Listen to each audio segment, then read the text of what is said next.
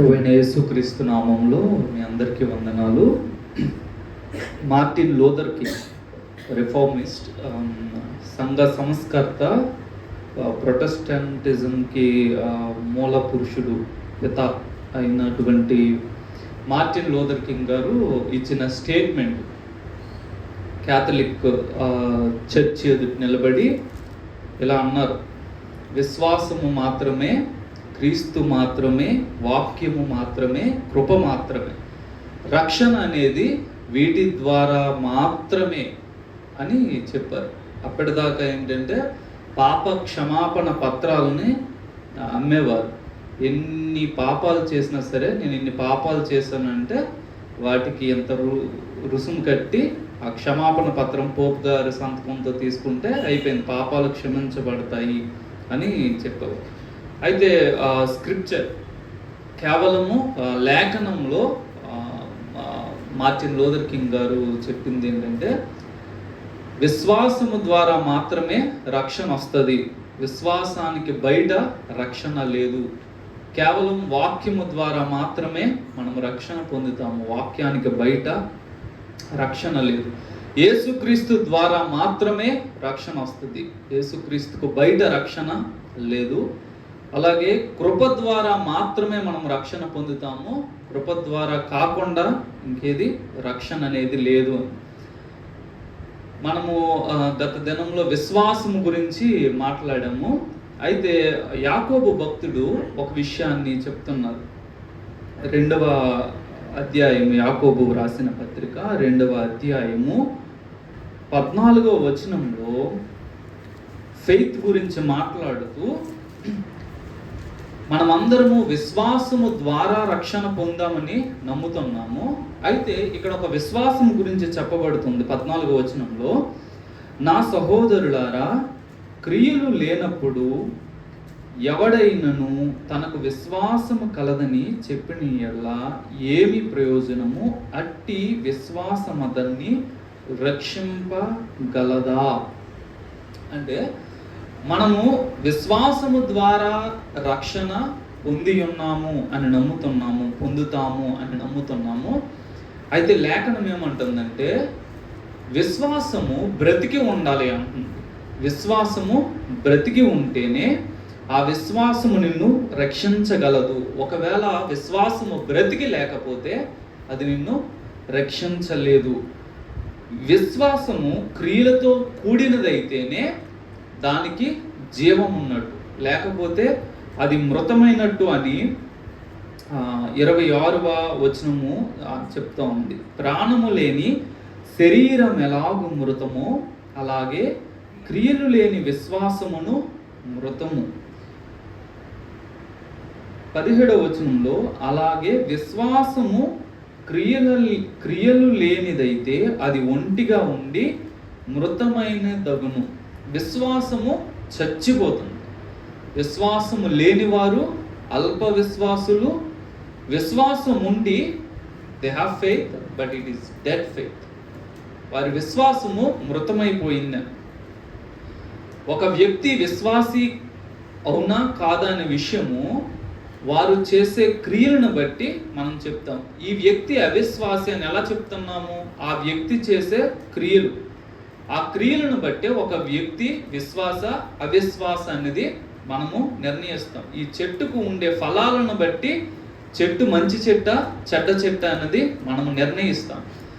మనము క్రైస్తవ విశ్వాసులంగా చెప్పుకుంటున్న మనము మన జీవితాల్లో మనం చేసే పనులు, మన క్రియలే మనకు సాక్ష్యం ఇస్తాయి.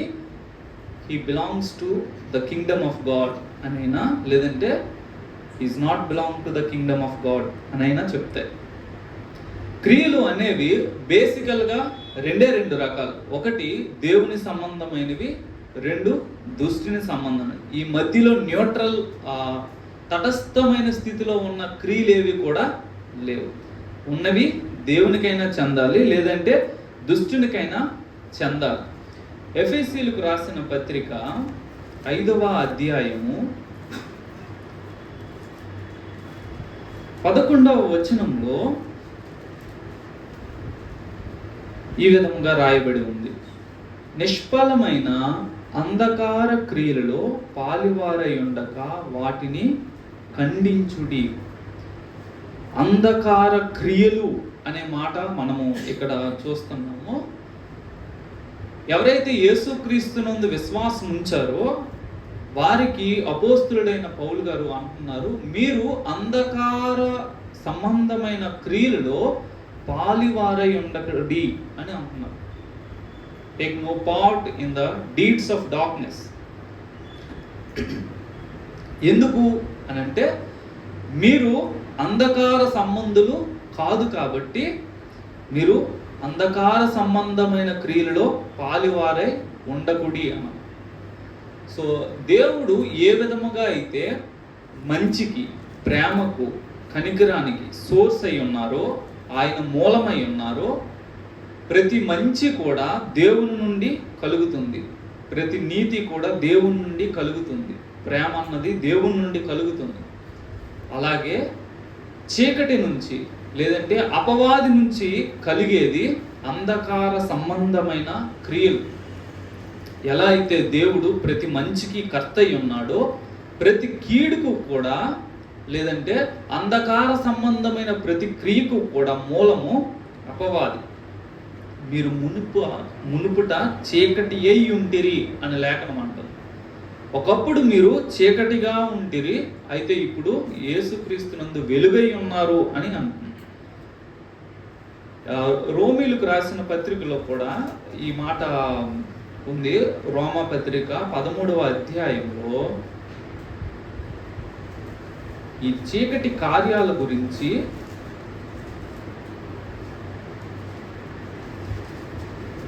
12వ వచనము, రాత్రి చాలా గడిచి పగలు సమీపముగా ఉన్నది కనుక మనము అంధకార క్రియలను విసర్జించి తేజస్ సంబంధమైన యుద్ధోపకరణములను ధరించుకొందుము. అంధకార సంబంధమైన క్రియలను విసర్జించాలి అని ఆ భక్తుడు చెప్తున్నారు. కొలస్సీలకు రాసిన పత్రికలో ఈ అంధకార సంబంధమైన క్రియలకి ఇంకొక పేరు పెట్టారు.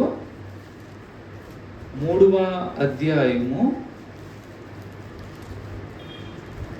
5వ వచనంలో, కావున భూమి మీద ఉన్న మీ అవయవములను అనగా జారత్వమును, అపవిత్రతను, కామాతురతను, దురాశను, విగ్రహారాధన అయ్యున్న ధనాపేక్షను చంపివేయుడి.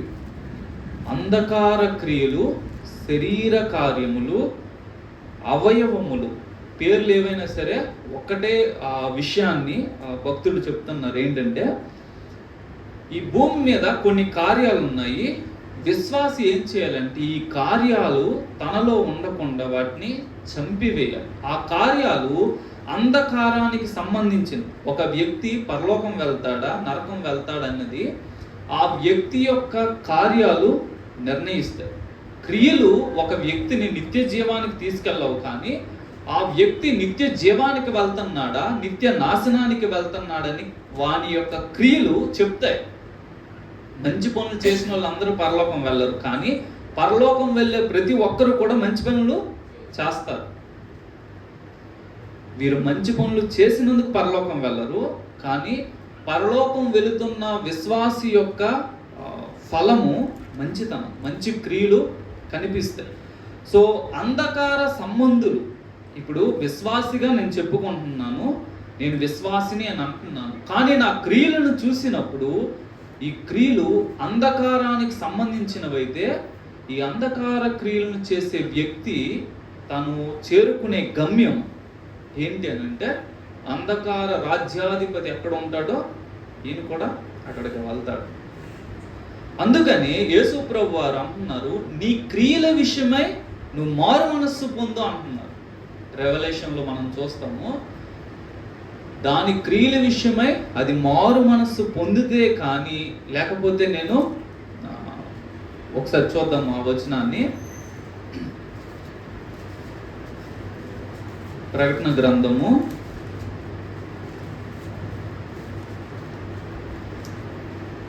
2వ అధ్యాయము 22వ వచనంలో, ఇదిగో నేను దానిని మంచము పట్టించి దానితో కూడా వ్యభిచరించేవారు దాని క్రియల విషయమై మారు మనస్సు పొందితేనే గాని వారిని బహు శ్రమల పాలు చేతును, దాని పిల్లలను నిశ్చయముగా చంపెదను.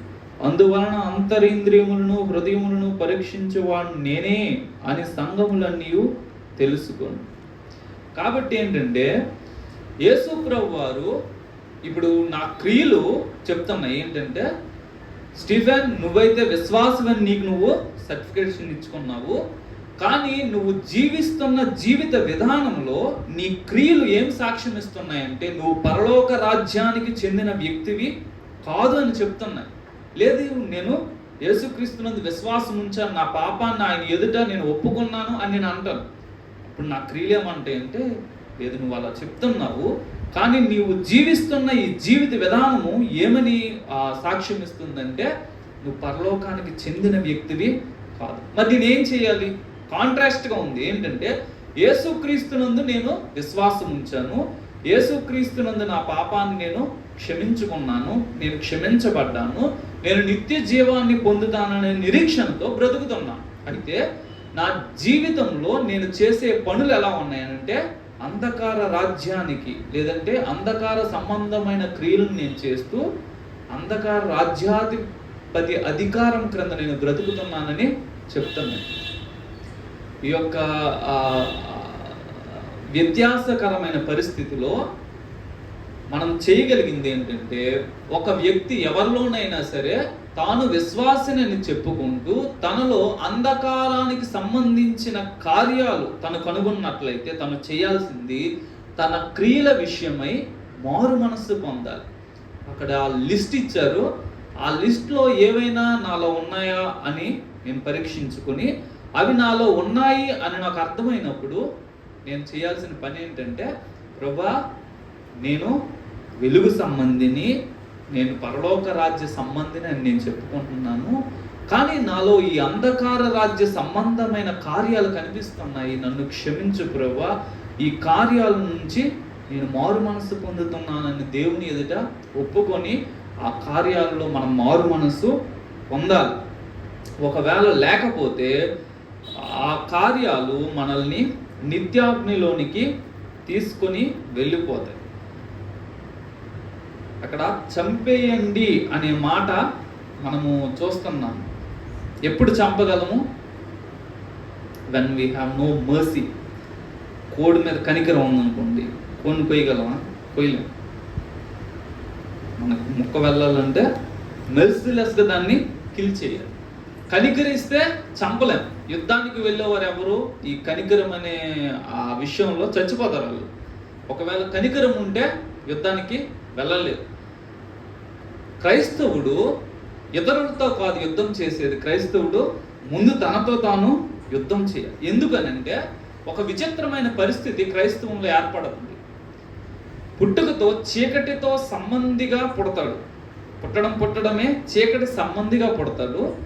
పుట్టిన తర్వాత ఎప్పుడైతే యేసుక్రీస్తుని అంగీకరిస్తారో తనలో ఒక భాగము వెలుగు సంబంధి అయిపోద్ది. ఆత్మ వెలుగు సంబంధి అవుద్ది. ఆత్మ తిరిగి జన్మిస్తుంది. ఆత్మకున్న సమస్త కల్మషం నుండి పవిత్రుడైపోతాడు. కానీ శరీరము తిరిగి జన్మించదు. శరీరము అదే శరీరం. ఏ చీకటిలో తను పుట్టాడో, ఏ చీకటిలో తను పెరిగాడో ఆ చీకటి కార్యాలు, చీకటి సంబంధమైన క్రియలు ఆ శరీరంలో ఉంటాయి. అందుకని మనం ఏం చేయాలంటే ఆ కార్యాలను మనలో కనుగొన్నప్పుడు చంపాలి. ఏమేమి ఉంటున్నాయంటే జారత్వము, అపవిత్రత, కామాతురత, దురాశ, విగ్రహారాధనైన ధనాపేక్ష. ఇవి మేజర్ థింగ్గా ఆ లేఖనం చెప్తుంది. వీటిని మీరు చంపేయండి. నేను విశ్వాసినని చెప్పుకుంటూ నేను ధనాపేక్ష పరుణ్ణైతే సంథింగ్ రాంగ్ విత్ మీ. నేను దీన్నైనా చంపాలి, లేకపోతే అది నన్నైనా చంపొద్దు.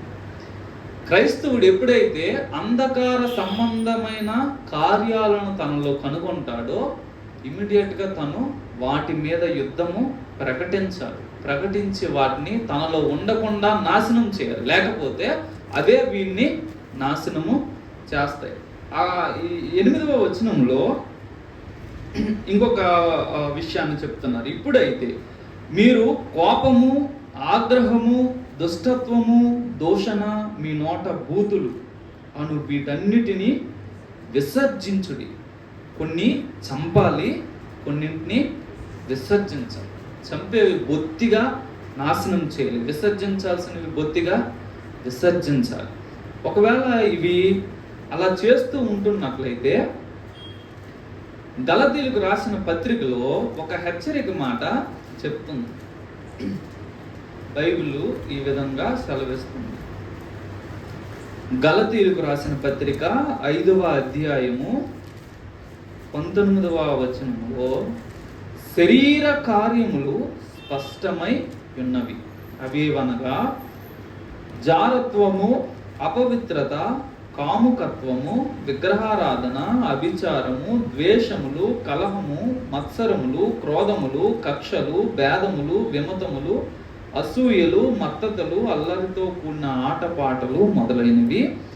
వీటిని గూర్చి నేను మునుపు చెప్పిన ప్రకారము ఇట్టి వాటిని చేయువారు దేవుని రాజ్యమును స్వతంత్రించుకొనరని మీతో స్పష్టముగా చెప్పుచున్నాను. ఈ లిస్ట్లో ఉన్న ఏ ఒక్క కార్యమైనా నాలో ఉంటే లేఖనం ఏమంటుందంటే, నువ్వు పరలోకం వెళ్ళవు. నేను వెళ్తానని నేను అనుకోవచ్చు, కానీ ఆ క్రియలు ఏం చెప్తున్నాయంటే యు ఆర్ నాట్ క్వాలిఫైడ్. అందుకే వాక్యము మాత్రమే సత్యం కాదు, వాక్య సారాంశము సత్యము. అది బైబిల్ చెప్తుంది.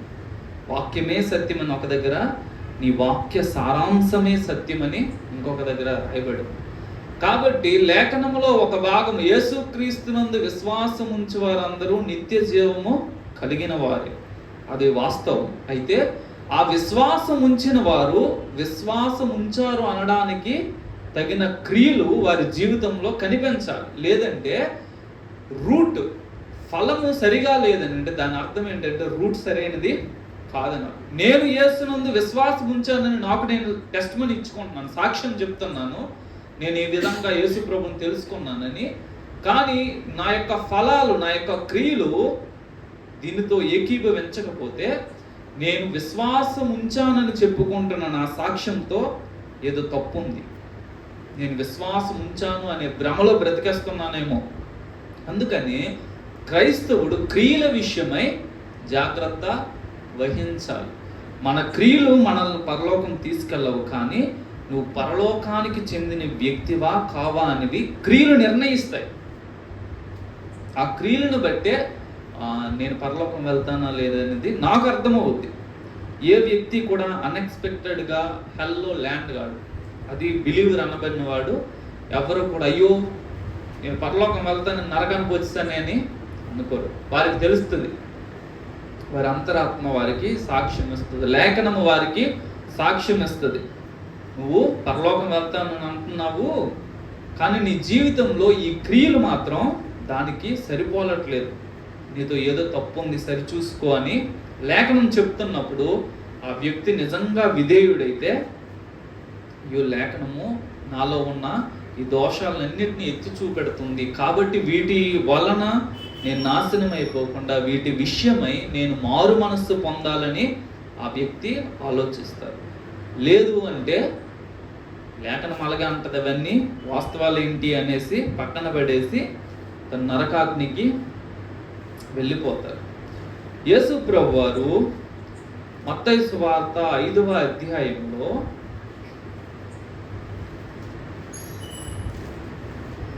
16వ వచనంలో చెప్తున్నారు, మనుష్యులు మీ సత్క్రియలను చూచి పరలోకమందున్న మీ తండ్రిని మహిమపరచునట్లు వారి ఎదుట మీ వెలుగు ప్రకాశింపనీయుడి. దేవుడు వెలుగు. యేసు ప్రభువు అన్నారు, మీరు లోకమునకు వెలుగై ఉన్నారు అన్నారు. వెలుగు ఏ ఏ కార్యాలు చేస్తుందో, యేసు ప్రభువు వారు ఏ ఏ కార్యాలు చేశారో, నేను వెలుగునందు విశ్వాసం ఉంచానని చెప్పుకుంటున్న వ్యక్తి కూడా ఆయా కార్యాలు చేయవలసిన బద్ధుడై ఉన్నాడు. సత్క్రియలు చేసేవాళ్ళు దేవుని సంబంధులు. మనము మన వెలుగును ప్రకాశింపచేసేది అన్యజనుల ఎదుట మనం చేసే క్రియల ద్వారా ప్రకాశింపచేస్తాం. మిగతా వాళ్ళందరూ ఆఫీస్లో లంచాలు తీసుకుంటారు, కానీ ఈయన మాత్రం ఆఫీస్లో లంచం తీసుకో. దట్ ఈస్ ఎ విట్నెస్, సాక్ష్యము. That is a light.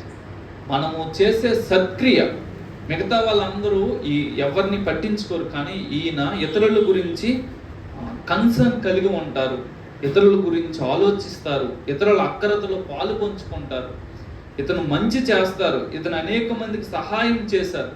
ఈ జీవితం యొక్క బ్రతికిన విధానము అన్యజనులు చూసి ఈ వ్యక్తి యేసు ప్రభువు నమ్మిన నుంచి ఈయన జీవితము చాలా మార్పు ఉంది, ఈయన జీవితం వలన అనేకులు దీవించబడ్డారు అని చెప్తారు. అదే నిజమైన సాక్ష్యము, అదే నిజమైన వెలుగు. మనము చేసే గుడ్ వర్క్స్, మంచి పనులే అన్యజనులు దేవుణ్ణి మహిమపరచడానికి కారణం అవ్వాలి. నేను నిజంగా పరలోక సంబంధిని అని నేను చెప్పుకుంటున్నట్లయితే దేవుడు అడుగుతారు, పరలోక సంబంధివి కదా, నీ క్రియలు అన్యజనులు నన్ను మహిమపరిచేటట్లుగా ఉండాలి. మిగతా వాళ్ళందరూ ఒకలాగా, నువ్వు మాత్రం ప్రత్యేకంగా ఉండాలని దేవుడు ఆశిస్తున్నారు. ఎందుకనంటే ఈ మంచి పనులు చేసే వాళ్ళ కోసమే.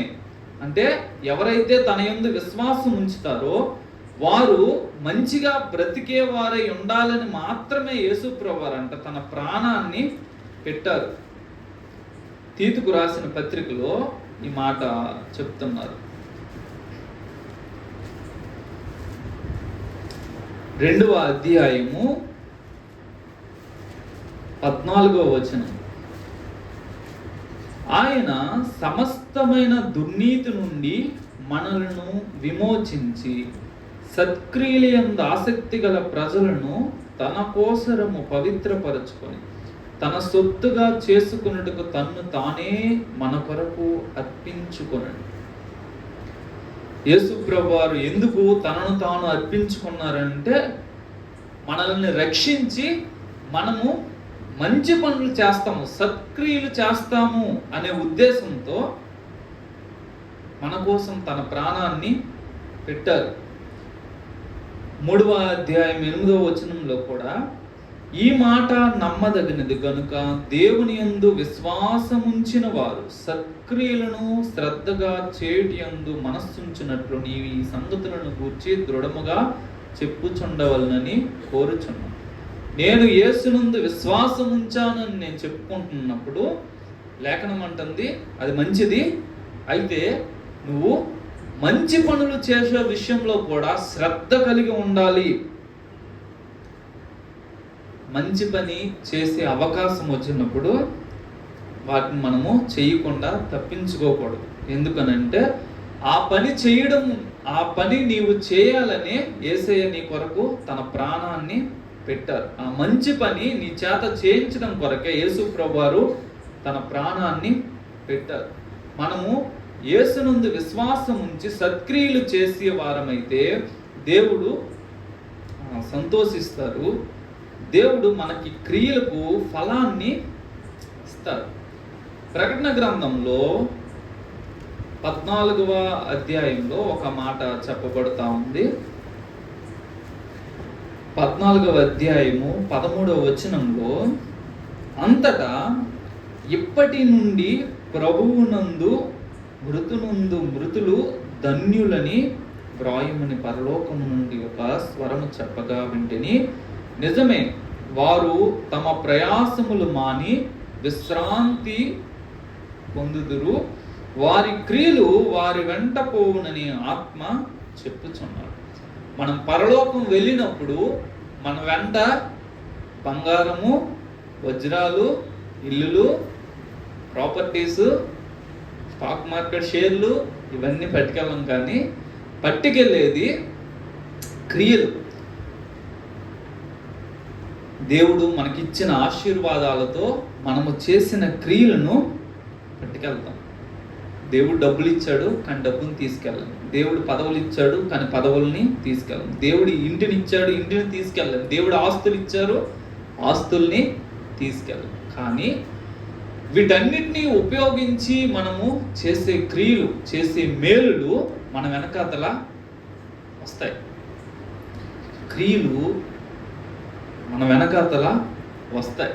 ఆ విషయాన్ని దృష్టిలో పెట్టుకొని నేను చేసే పనులు నా వెనకాతల పరలోకానికి వస్తాయనే స్పృహతో దేవుడు నాకు ఇచ్చిన వనరులన్నిటినీ ఉపయోగించి ఇతరులకు నేను మేలు చేయాలి. ఇతరులకి, దేవుని రాజ్యానికి మనము ప్రయోజనకరముగా జీవించాలి. అందుకోసమే దేవుడు వాటిని మనకి ఇచ్చారు. మిగతా వాళ్ళందరికీ ఎందుకు ఇవ్వలేదు? మనకే ఎందుకు ఇచ్చారని అంటే, బికాజ్ దేవుడు ఆశించారు, నేను నీకు ఈ ఆశీర్వాదాలను ఇస్తే నువ్వు నాకు ప్రయోజనకరంగా ఉంటావు, నువ్వు ఇతరులకు ప్రయోజనకరంగా ఉంటావు, నువ్వు నా రాజ్యానికి ప్రయోజనకరంగా ఉంటావని దేవుడు ఆశించి ప్రతి ఆశీర్వాదాన్ని దేవుడు మనకు అనుగ్రహించారు. ఆ యొక్క విషయాన్ని మనము మన స్పృహలో ఉంచుకొని దేవుడిచ్చిన ఆశీర్వాదం అంతా నేను సుఖంగా ఉండడానికి మాత్రమే కాదు, దేవుడిచ్చిన ఆశీర్వాదము నేను ఇతరులకు మేలుకరంగా ఉండడానికి, ఇతరులను దీవించడానికి, ఇతరులకు సహాయం చేయడానికి అని మనము ఆలోచించి వాటిని చేయడానికి మనము స్పృహ కలిగి ఉండాలి. 19వ అధ్యాయము ఇదే ప్రకటన గ్రంథము 8వ వచనములో వెళ్ళిన ఈ ఏవైతే క్రియలు అక్కడ ఇంకొకలాగా చెప్పబడతా ఉన్నాయి. మరియు ఆమె ధరించుకొనుటకు ప్రకాశములను నిర్మలమునునైన సన్నపు నారబట్టలు ఆమెకి ఇయ్యబడి, అవి పరిశుద్ధుల నీతి క్రియలు, ద డీడ్స్ ఆఫ్ రైచియస్. సంఘ కన్యక ధరించిన ఫైన్ లైన్, విలువైన వస్త్రాలు ఏవి అని అంటే వారు చేసిన పనులంట. చూడండి, రేపు పరలోకంలో ఒకవేళ మనం వేసుకునే బట్టలు బాగా మెరుస్తూ ఉన్నాయంటే దోస్ ఆర్ అవర్ డీడ్స్. అవి మెరవకుండా చింపురు గొడ్డల్లాగా ఉన్నాయంటే దోస్ ఆర్ అవర్ డీడ్స్, మన యొక్క క్రియలు. ఈ భూమి మీద దేవుడు ఇచ్చిన వనరులను ఉపయోగించి నేను ఎన్ని మంచి పనులు చేస్తే, ఎంత నీతి క్రియలు నేను జరిగించి ఉంటే నా యొక్క వస్త్రాలు అంత ప్రకాశమానములను, అంత నిర్మలమునైన వస్త్రములై ఉంటాయి. నేను దేవుడిచ్చిన వనరులన్నింటినీ స్వార్థానికి ఉపయోగించుకుంటే పరలోకం వెళ్ళొచ్చు. పరలోకంలో నా యొక్క డ్రెస్ ఎట్లా ఉంటుందంటే డిమ్ డ్రెస్గా ఉంటుంది. నీతి క్రియలే సంఘ కన్యక ప్రకాశమానమైన వస్త్రాలు. భక్తి జీవితం గురించి ఆలోచన స్పృహ లేకుండా దేవుడిచ్చిన సమృద్ధితో మనము కాలం గడిపేస్తూ ఉంటే పరలోకం వెళ్ళాక మనము సిగ్గుపడే వారమై ఉంటాం. 2వ కొరింథీయులకు రాసిన పత్రిక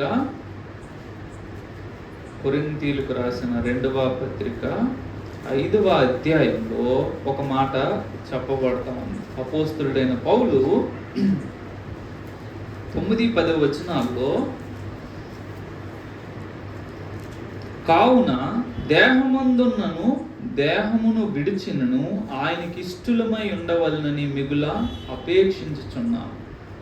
ఎందుకనగా తాను జరిగించిన క్రియల చొప్పున అవి మంచివైనను సరే చెడ్డవైనను సరే దేహముతో జరిగించిన వాటి ఫలమును ప్రతి వాడును పొందినట్లు మనమందరమును క్రీస్తు న్యాయపీఠము ఎదుట ప్రత్యక్షము కావాలి.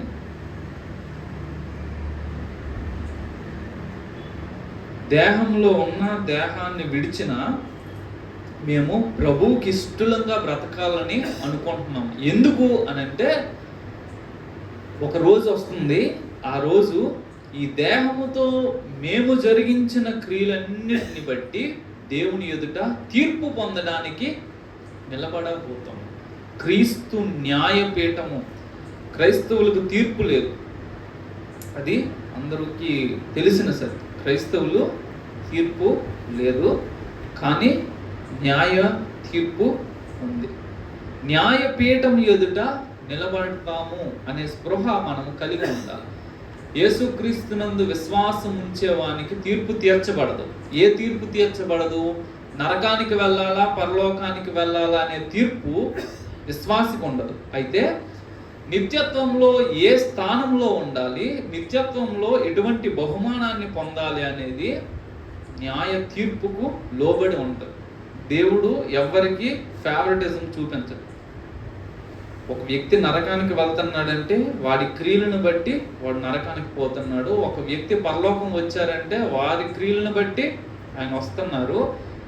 వచ్చిన వ్యక్తి నిత్యత్వంలో ఒక ఉన్నత స్థానంలో ఉన్నారా, ఒక అధమ స్థానంలో ఉన్నారా అన్నది దేవుడు ఫేవరెటిజం చూపించి ఒకరిని ఉన్నత స్థితిలో ఇంకొకరిని అధమ స్థితిలో ఉంచరు. కానీ ఆయా వ్యక్తులు చేసిన క్రియలు నిర్ణయిస్తాయి. మనము దేహముతో జరిగించిన క్రియల ఫలము పొందినట్లు క్రీస్తు న్యాయపీఠం ఎదుట నిలబడాలి. అందుకనే మనము బాడీతో ఏం చేస్తున్నాం అన్నది స్పృహ కలిగి ఉండాలి. యేసుప్రభు వారు పాత నిబంధనకి మోడిఫై చేస్తూ చెప్పారు. పాత నిబంధనలో వ్యభిచారం చేస్తే వ్యభిచారం, కొత్త నిబంధనలో నువ్వు మోహపు చూపు చూస్తే వ్యభిచారం, పాత నిబంధన నరహత్య చేస్తే నరహత్య, కొత్త నిబంధనలో నువ్వు ఒక వ్యక్తిని అకారణంగా నిష్కారణంగా ద్వేషిస్తే నరహత్య. దురాలోచన గలవాని నేరస్తుడని ఆయన తీర్పు తీరుస్తాడు. ఒక చెడ్డ ఆలోచన నాలో ఉంది కానీ నేను క్రియలో పెట్టలేదు. ఎందుకు పెట్టలేదు? పెట్టే అవకాశము రాలేదు. దేవుడు అంటాడు, స్టీఫెన్ నువ్వు చాలా అన్యాయస్తుడు, నేరస్తుడు. నువ్వు లేదు ప్రభా నేను ఆ పాపాన్ని చేయలేదు కదనంటే లేదు నీకు అవకాశం లేక నువ్వు చేయలేదు, కానీ నీకు అవకాశం ఉండుంటే నువ్వు చేస్తావు. నా దృష్టిలో నీ ఆలోచన నువ్వు చంపుకోలేదు. నీకు ఒక చెడ్డ ఆలోచన వచ్చింది, ఆ చెడ్డ ఆలోచనకి నువ్వు భయపడలేదు. అయ్యో దేవుడు ఈ ఆలోచన చూస్తున్నాడు, ఈ ఆలోచన నేను ఎట్లా క్రియలో పెడతాను, ఇది నేను నాలో ఉంచుకోను అని నువ్వు అనుకోలేదు. కాబట్టి నేను నిన్ను నేరస్తుడిగా తీర్పు తీరుస్తాను. తీర్పు చాలా భయంకరంగా ఉండబోతుంది. అయితే బైబిల్కు మీరు తీర్పు ఉండదు. దేవుడు తీర్పు తీరుస్తాడు, కానీ బైబిల్ను దాటి దేవుడు తీర్పు తీర్చడు. నీకేం తీర్పు తీర్చిన బైబిల్లో చెప్పబడిన వాటిని బట్టే తీర్పు తీరుస్తాడు. దేహముతో జరిగించిన వాటి ఫలము, బాడీతో ఏం చేస్తున్నామో వాటి యొక్క ఫలాన్ని మనం అందరము పొందబోతున్నాం. ఆ ఫలమే మనం నిత్యత్వంలో ఏ స్థితిలో ఉండాలన్నది నిర్ణయిస్తుంది. ఈ లోకంలో గొప్పోళ్ళం అవ్వాలా పేదవాళ్ళంగా ఉండాలా మన చేతిలో లేదు. మనం ఎంత కష్టపడినా కొన్నిసార్లు పేదవాళ్ళంగా ఉండిపోవచ్చు, ఏం కష్టపడకపోయినా కొన్నిసార్లు గొప్పోళ్ళం అయిపోవచ్చు. కానీ పరలోకంలో ఈ భూమి మీద మనము జీవించిన జీవితమే, మనము చేసిన క్రియలే, మన నడవడికే మనము నిత్యత్వంలో ఏ స్థాయిలో ఉండాలన్నది నిర్ణయిస్తుంది. ఆ విషయాన్ని దృష్టిలో పెట్టుకుని మనము క్రియల విషయమై మారు మనస్సు పొందాలి.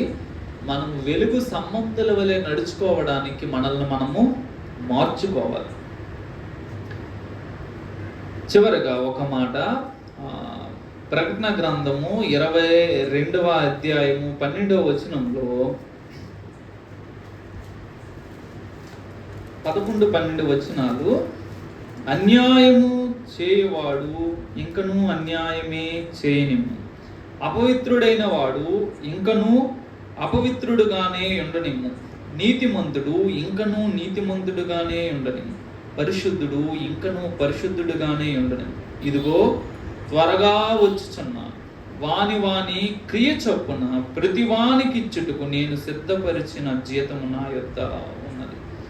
చాలాసార్లు మనము చాలా మంచి పనులు చేసి, ప్రభువా నేను ఇన్ని మంచి కార్యాలు చేశాను, నా జీవితంలో ఈ మేలులేవి జరగలేదు ఏంటి ప్రభువా అని మనం దేవుణ్ణి ప్రశ్నించవచ్చు. లేదంటే దేవా నేను నీ రాజ్యం కొరకు నీ కొరకు నేను ఎంత ధనాన్ని వెచ్చించాను, ఎంత శ్రమను నేను వెచ్చించాను, అయినా నేను ఏ ఫలము చూడలేదేంటి ప్రభువా అని మనము దేవుణ్ణి ప్రశ్నించవచ్చు. అయితే నేను ఒక విషయాన్ని లేఖనంలో చెప్తున్నారు, ఏంటంటే దేవుడు ఇంకా జీతము ఇవ్వలేదు. నువ్వు ఇచ్చిన దానికి, నువ్వు పడిన ప్రయాసకి ఫలం ఇంకా ఇవ్వలేదు. ఫలాన్ని పట్టుకొని, జీతాన్ని పట్టుకొని వస్తున్నాడు. వచ్చినప్పుడు నువ్వు కార్చిన కన్నీటికి, నువ్వు పడిన ప్రయాసకి, నువ్వు వెచ్చించిన నీ యొక్క ధనానికి, అన్నింటికి దేవుడు ఫలాన్ని తీసుకొని వస్తాడు. అప్పుడు నీకు కలుగుతుంది ఘనత. మన క్రియలను బట్టి, వారి క్రియలను బట్టి ప్రతిఫలం ఇవ్వడానికి జీతాన్ని పట్టుకొని వస్తున్నారు. ఎవరెవరైతే దేవుణ్ణి ఎరిగి నిర్లక్ష్యంగా జీవించారో, ఎవరెవరైతే సత్య సువార్తని ఎరిగి నిర్లక్ష్యంగా బ్రతికారో వాళ్ళకి ఒక జీతాన్ని పట్టుకొని వస్తున్నారు. ఎవరెవరైతే బిలీవర్స్ అని చెప్పుకుంటూ అన్యాయంగా, అక్రమంగా సంపాదించారో వారికి ఇవ్వడానికి జీతాన్ని పట్టుకొని వస్తున్నారు. ఎవరైతే న్యాయంగా, నీతిగా బ్రతికారో, న్యాయం కొరకు, నీతి కొరకు హింసలు పొందారో వారికి ఇవ్వడానికి జీతాన్ని తీసుకొని వస్తున్నారు. కాబట్టి మన క్రియలకి ఈ భూమి మీద మన ప్రతిఫలము చూసినా చూడకపోయినా ఒకటి నిశ్చయం ఏంటంటే, క్రీస్తు న్యాయపీఠం ఎదుట మనము మన క్రియలకు ప్రతిఫలము పొందబోతాము. ఒకసారి మనల్ని మనం పరిశీలన చేసుకుందాము. కొన్ని సిన్స్ పెద్ద సిన్స్ లాగా కనిపించకపోవచ్చు. ద్వేషం ఉంది. నేను ఏ వ్యక్తిని ద్వేషిస్తున్నానో నాకు తప్పితే ఎవరికి తెలియకపోవచ్చు, నేను ఎక్కడ అనకపోవచ్చు, కానీ సీక్రెట్గా నా హృదయంలో ఒక వ్యక్తి మీద ద్వేషం ఉండొచ్చు. ఆ ద్వేషానికి న్యాయంగా నేను దాన్ని జస్టిఫై చేసుకోలేకపోతే దేవుని ఎదుట సిగ్గుపడాల్సి ఉంటుంది. దాని పర్యవసానము అసూయ, ద్వేషము, కోపము, మత్సరము, అహంకారము, ఏదైనా సరే వాటిని మనము మన నుంచి వదిలించుకోవాలి. అవి చీకటి సంబంధమైన కార్యాలు. ఒకవేళ అవే వెలుగు సంబంధమైనవైతే అవి మనలో ఉంచుకోవచ్చు, కానీ దేవుడే ద్వేషించమని చెప్తే మనం ద్వేషించవచ్చు. కానీ దేవుడు ఏదైతే వద్దు అన్నారో అది మనలో ఉండకుండా మనము ప్రయత్నము చెయ్యాలి. We have to deal with our self. మనతో మనం ముందు యుద్ధం చేయాలి, పోరాడాలి, మనల్ని మనము సరి చేసుకోవాలి. మనతో వచ్చిన ప్రాబ్లం ఏంటంటే, చాలాసార్లు 99% నేను మంచోడిని అని నేను అనుకుంటాను. మనలో ప్రతి ఒక్కరూ నేను మంచోడిని అని అనుకుంటాను. మనలో చాలా తక్కువ మంది మాత్రమే మిగతా వాళ్ళందరూ నాకంటే మంచి వాళ్ళు, నేను వీళ్ళందరికంటే చెడ్డవాడిని అనుకుంటాను. ఎవరైనా అడిగారు అనుకోండి, వీళ్ళు ఎంతమంది మంచి వాళ్ళు ఉన్నారంటే అందరం ఎత్తుతాం. వీళ్ళు ఎంతమంది, అందరికంటే నేనే దుర్మార్గుడిని చేతులు ఎత్తానంటే ఎవరము. ఎందుకు? మనకు మనం ఇచ్చుకునే సర్టిఫికేట్ మనం మంచివాడు. కానీ వాస్తవం ఏంటంటే మన యొక్క క్రియలు మన గురించి చెప్తాయి.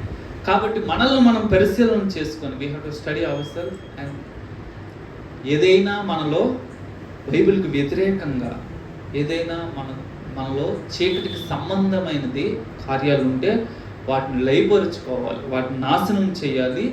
వెలుగు సంబంధులు ఎలా నడుచుకుంటారు, నా క్రియలు జాగ్రత్తగా చేయవానికి అని యేసుప్రభు ప్రకటన గ్రంథం. యేసుప్రభు వారి క్రియలను చేయడానికి విశ్వాసి అనబడిన వ్యక్తి చేయవలసిన క్రియలు. యోహాను బాప్తిస్మం ఇస్తున్నప్పుడు వాళ్ళందరూ ఒక్కొక్కరు వచ్చి ఒక్కొక్క ప్రశ్న అడిగారు, మేమేం చేయాలి? సుంకర్లు వచ్చారు, మేమేం చేయాలి? సైనికులు వచ్చి అడిగారు, మేమేం చేయాలి? యోహాను భక్తుడు వారు ఏ విధంగా బ్రతకాలో చెప్తున్నారు. మీరు మార్పు నుండి ఎట్లా బ్రతకాలి, ఇప్పుడు దాకా ఇలా బ్రతికారు, ఈ విధంగా బ్రతకాలని అంటున్నారు. విశ్వాసులంగా చెప్పుకుంటున్న మనము మన క్రియలు మన గురించి సాక్ష్యం ఇవ్వాలి, మన క్రియలు మన గురించి చెప్పాలి. ఈ వ్యక్తి నిజంగా విశ్వాస గృహానికి చెందినవాడు, ఈ వ్యక్తి నిజంగా పరలోకం వచ్చేవాడు. మన క్రియలు మనతో విభేదించకూడదు. అందుకని ఇంకా మనకు సమయం ఉంది. మనము ఆరోగ్యంగా ఉన్నాము, మనము ఆలోచించే స్థితిలో ఉన్నాము, మనల్ని మనం సరిచేసుకునే పరిస్థితి మన దగ్గర ఉంది. కాబట్టి మనల్ని మనము స్టడీ చేసి, ప్రభా నీకు ఆయాసకరమైన విషయాలు నాలో చాలా ఉన్నాయి, వీటిని నేను మార్చుకోవడానికి ఇష్టపడుతున్నాను, నన్ను క్షమించు ప్రభా అని ఆయన సన్నిధిలో మనం ఒప్పుకొని మన క్రియల విషయమై మనము మారు మనస్సు పొందడానికి ప్రయత్నం చేయాలి. లేకపోతే it will be the serious sin we are going to do. మన క్రియల గురించి మనం పట్టించుకోకపోతే నాకంటే గదవలు లేకపోతే పనికిమాలిన వాళ్ళు చాలామంది ఉన్నారు, నేను కొంచెం బెటర్ అని మనం అనుకుంటే there is something seriously wrong with us. కాబట్టి ఈ రాత్రికాల సమయంలో మన క్రియలను మనము పరిశీలన చేసుకొని మన యొక్క జీవితాన్ని మనం పరిశీలన చేసుకొని దేవునికి సంబంధించిన కార్యాలు, దేవునికి సంబంధించిన పిల్లలు ఉండే లక్షణాలు నేను కలిగి ఉన్నానా లేదా అన్నది పరిశీలన చేసుకొని, ఒకవేళ లేనట్లయితే దేవుని సన్నిధిలో యథార్థమైన హృదయంతో ప్రభా నన్ను క్షమించని అడుగుదాం. ఒక నిమిషము మన జీవితాలని మనము మార్చుకోవడానికి ప్రయత్నం చేద్దాము. దేవుడు ఆశిస్తున్న సత్క్రియలను చేయడానికి మనల్ని మనం పురుకొల్పుకుందాం. దేవుడు అందుకోసమే మనల్ని రక్షించారు, అందుకోసమే తన ప్రాణాన్ని పెట్టారు. దేవుని రాజ్యము నీ నుంచి నీ ద్వారా వ్యాప్తి చెందాలని దేవుడు ఆశిస్తున్నాడు. కాబట్టి అవి నువ్వు చేసే క్రియల ద్వారానే వెళ్తాయి. కాబట్టి దేవా, నా క్రియలు నీకు ఇష్టకరంగా ఉండాలి, నీకు ఇష్టంగా నేను బ్రతకాలని దేవుని సన్నిధిలో ఒక్క నిమిషం ప్రార్థన చేద్దాము. జీవము కలిగిన పరిశుద్ధ తండ్రి, మీకు స్తోత్రాలు చెల్లిస్తున్నాము. ప్రభా, నీ ప్రాణం పెట్టి నీ రక్తాన్ని కార్చి మమ్మల్ని కొనుక్కున్నావు నాయనా, మీకు స్తోత్రాలు చెల్లిస్తున్నాము. ప్రభా, విశ్వాసులమని మేము చెప్పుకుంటున్నాం, కానీ దేవా అనేక సార్లు మాలో అంధకార సంబంధమైన కార్యాలు దేవా కనిపిస్తూ ఉన్నాయి. తండ్రి, మమ్మల్ని మీరు క్షమించండి దేవా. మా యొక్క కార్యాలన్నింటినీ నాయనా మీ చేతులకు అప్పగిస్తున్నాము. మేము మంచి చేయాలని, మేము సత్క్రియలు చేయాలని మీరు మమ్మల్ని ప్రాణం ఇచ్చి కొనుక్కున్నారు. ప్రభా, మాకు సహాయం చేయండి అయా. విశ్వాసులమని చెప్పుకుంటున్న మేము దానికి తగినట్లుగా ఫలించడానికి, దానికి తగిన క్రియలు జరిగించడానికి మా కృప చూపించండి. మా అజ్ఞాన దేవ నిర్లక్ష్యపు జీవితాలను నైనా మీరు క్షమించి దేవా, భక్తి యొక్క దేవ మార్గంలో భక్తి జీవితం కొరకు మమ్మల్ని ఆయత్తపరిచి దేవ, మమ్మల్ని ఉజ్జీవపరిచి నైనా నీ సన్నిధిలో యోగ్యంగా బ్రతకడానికి మాకు సహాయం చేయమని వేడుకుంటున్నాను. మాలో ఉన్న ప్రతి అపవిత్రతను, అసహ్యతను మీరు క్షమించండి, పవిత్రపరచండి దేవా. భక్తిని మేము సీరియస్గా తీసుకుని మేము దినదినము భక్తి సాధన చేయడానికి సహాయం దయచేయండి. నీ కృపా హస్తాలకు మమ్మల్ని మేము అప్పగించుకుంటూ యేసుక్రీస్తు నామమున ప్రార్థన చేస్తున్నాము తండ్రి. ఆమేన్.